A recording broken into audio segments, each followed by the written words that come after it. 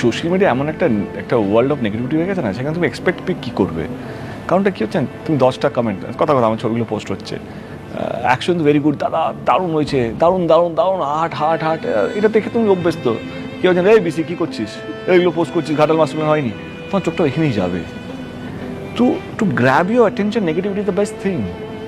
And আমরা sellable, আমরা এখানে মোদি থেকে দিদি সবাইকে ট্রোল হতে হয়, দাদা থেকে দিদি সবাই ট্রোল হয় এখানে, কারণ তারা সেলেবল। তাদের, তুমি পপুলার হলে তোমাকে ট্রোল হতে বাধ্য আজকের সমাজে, কারণ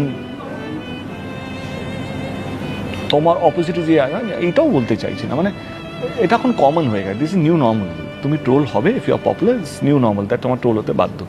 এবারে তুমি এটাকে, অনেকে দেখি তারা এটাকে গায়ে মাখে, তারা দেখে খুব রাত্রে ঘুম উড়ে যায়, কেন আমাকে এটা বলবে, কেন, ইগনোর দ্যাম। তারা না তোমার দর্শক, না তারা তোমার না ওরা টিকিটকে, যারা তোমার সত্যি দেখে তারা তো হলে আসছে, হাউসফুল হচ্ছে। তো আমার সোশ্যাল মিডিয়া নিয়ে আমার কোনো মাথা ব্যথা নেই, কারণ আমার ওই অভ্যেসটা নিয়ে কমেন্টগুলো